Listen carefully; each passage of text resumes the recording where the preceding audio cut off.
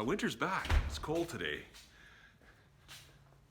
But we've got some parts and we're gonna get this steering gear box put together here soon.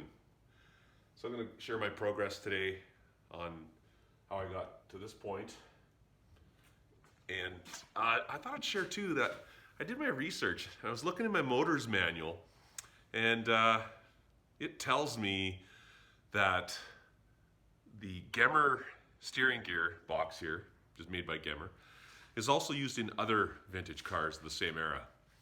The Gemmer type, it's called a Type 3, I think, in my motor's manual from the 6th edition, so it's probably like a 1940 manual. It tells me that the same steering gear box type, not exactly the same, the housing may be different, but the type and how it works and the settings, and setting it up, is the same as used in some Ford cars. So I did a little research because the community for Ford parts is way bigger for the aftermarket and the hot rodding guys. You know, there's way more options for Ford parts than old Mopars. So I did a little research. I got out my, what's it called, my Hollander interchange, and studied the parts in there. I looked at diagrams, looked at my old parts here that I took out. I did take these to a bearing shop. They couldn't match them up. And then I found, hey, look, I was on a vintage Ford website, and I found what looked identical. So I did order those parts, and I brought them in, and they were perfect. They just seemed to be a perfect fit. The only piece that's questionable would be this one gasket. It's close, it's real close. It's not exact, it's very close. I think it goes like that. But I'm gonna just have it elongate a couple holes, just a tiny bit. Other than that, the bearings were identical. The seal is identical. I got my seal installed, and I got my bearings in, and I got my cone in. I'm ready to put this back together. One concern I have is this end cover. It was a little bit bent. I straightened it out, but I know it's gonna leak. This holds gear oil, and this is, I'm gonna consider maybe putting some JB weld in around that ridge area, maybe down inside of there in this area, and then punch it back together to seal it up, because it's gonna leak. I know it is. I actually put some oil on it, leave it sit overnight, and it dripped out. And I guess I'm gonna have to figure out how to seal the center of this tube here as well. It was just pressed in when it was new, but it spins, and again, that's gonna leak. So maybe I'll try some JB weld around that area. That sits inside of there, and nothing should intervene. Maybe put some JB weld on that side, maybe put some silicone on this side, and reassemble it. And put her back together. All right, we got some JB weld here. I'm gonna try and use it.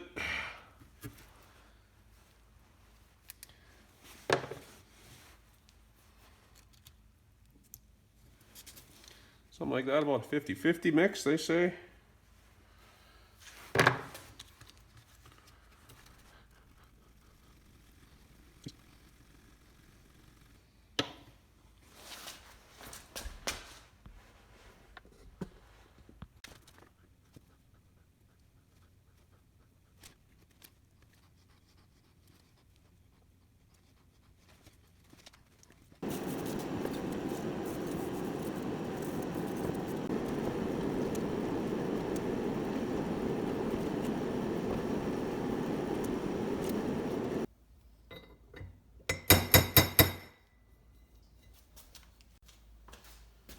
Well, we got that cleaned up, but I don't know if you can see it in the light, but that's a pretty coarse looking casting. Pretty rough in this area especially. The gasket will go there. I think I'm gonna maybe, man, there's some good ridges there. I'm gonna probably put a little thin coat of a sealant here, just to help that seal. This surface turned out quite nice. I don't have much concern there. Wouldn't hurt. The next thing to do would be to check my parts washer. I put some of my heavy soiled items into my parts washer. And they've been agitating for a while. And some solvent. All right, there's my shaft. Cleaned up. I put epoxy, a JB weld around this area here as well. Front side, in the center of that circle, so when I pushed my retainer through, it locked in place. Put some around this area, some JB weld there, and of course out in the groove here as well, circle. And that's solid, that's not going anywhere now. Going to sit in place and hopefully retain gear oil.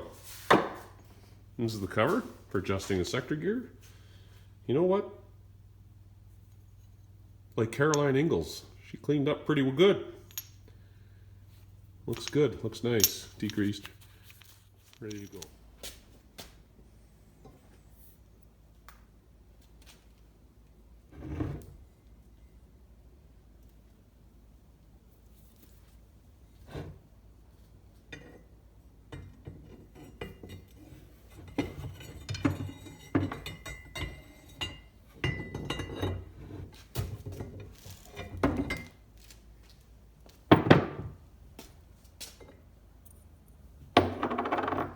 The manual says do not put any grease on here. I put a little bit, just a touch on there, not much.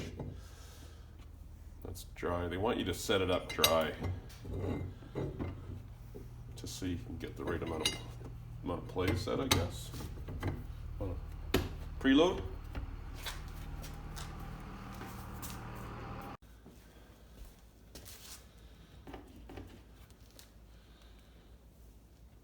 All right, I'm going to show you how the sector gear interacts with the steering gear, your worm gear. It's kind of a neat little display. Just prop that up a bit. Hey, move the camera here so you can get a good view. Hopefully you can see that good. So that end cover sits here and holds the bearing in place. There's the bearing is in there, and I've got the cone sitting there. That's where you're setting your preload here with your gaskets, shims on this area. Okay, let's have a look. Let's turn this steering shaft. I'm going to hold the bearing here and twist the shaft.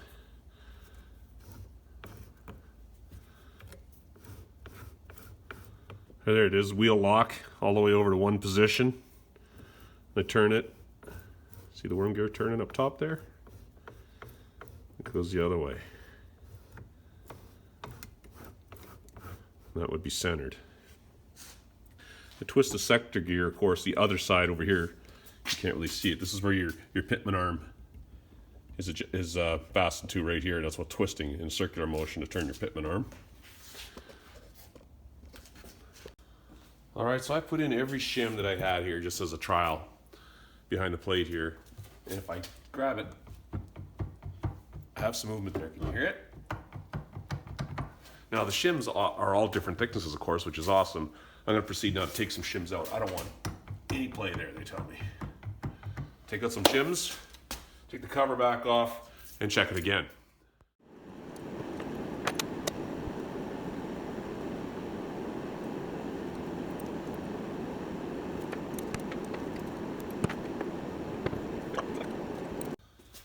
Okay, I took out a couple shims. And it feels good. I got the tiniest little bit there, maybe, I don't know, maybe one thou, it feels like to me. Feels good. By the time I get the cover back on, I'll set this gear up here, the sector shaft. Put it in a vise, they say, and put the steering wheel up. It's turning nice and free. I feel a little bit of a binding, a little bit there.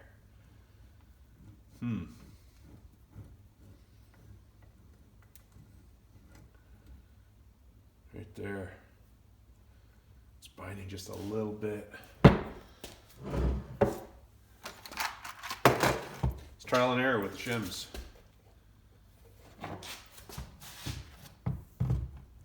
Right there. And they say you get a little bit of a tight spot there, the steering wheel won't want to return on its own. So maybe I better put one more shim back in. Check it again. Right there. Well, this is how she goes, trial and error. All right, so I put my cover back on, and when I turn that shaft, I gotta feel quite a bit of slop there before the sector shaft starts turning. So we're gonna try and adjust it on the bench here. See what happens.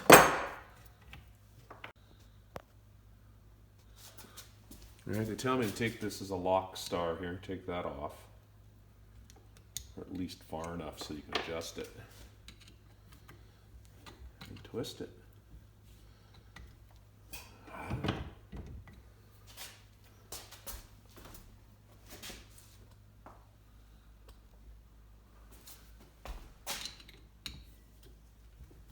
Oh yeah, it turns all right.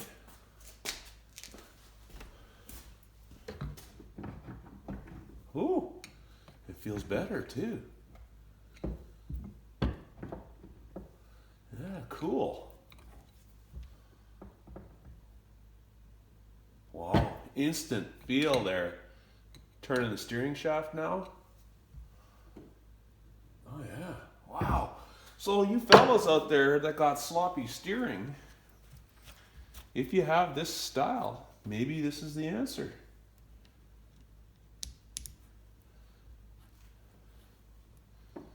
Boy, that feels good.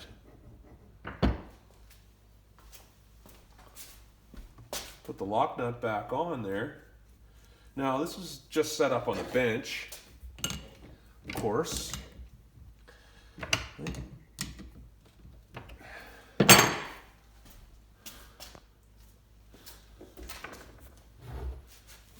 See how that feels. I turn it.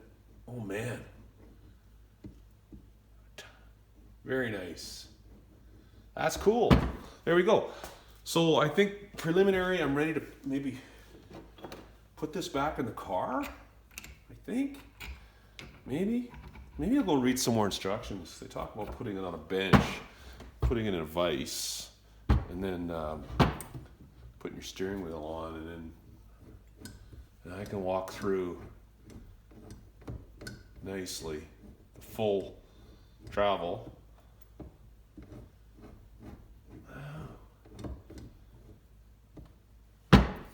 We shall see. I think we're just about ready. All right, so let's wrap up this. I think I'm going to finish this up and install it. It's pretty much done.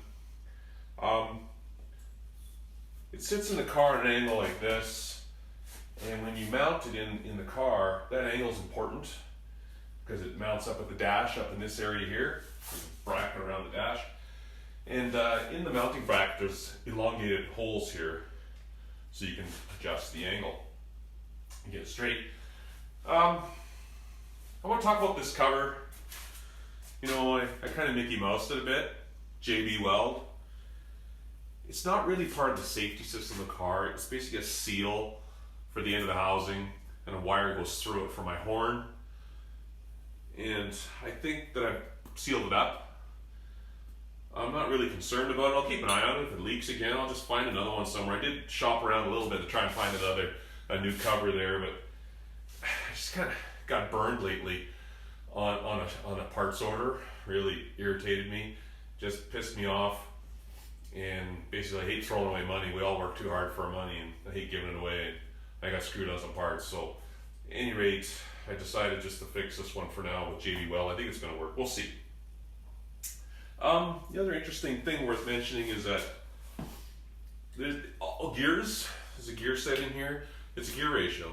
It's between 60 and 18 to 1 for the gear ratio on this particular steering box, which is kind of neat. You think about that, and that kind of gives you protection as a driver. Your steering wheel isn't going to go ripping out of your hands if you hit a bump or something to turn, and you can manipulate the wheel to steer the car properly and be in maintaining control. I think that's, there's one more thing I do need to talk about. I didn't change the brass bushings in here. There's two of them for the sector gear, and they feel really good. They felt tight. I couldn't find any play in them. I didn't bother changing them. I guess I could have. I had it that far apart, but I guess the new seal, new bearings, gaskets, new shims, and a new bearing race. I feel pretty good about it. It feels real good. So we'll get her in, get her set up in the car. I think the next thing I'm going to do is fill it up with oil, leave it sit overnight, just see if it leaks. If it does, I guess I'll go buy or source a new cover somewhere. You know what would be nice? If I could find one supplier that had all the parts I need. Because you know who's making a killing? It's not the parts guys. It's not the guys selling Mopar parts. It's the freight companies. They're just making a killing. So if I could get all my parts in one place, that'd be fantastic.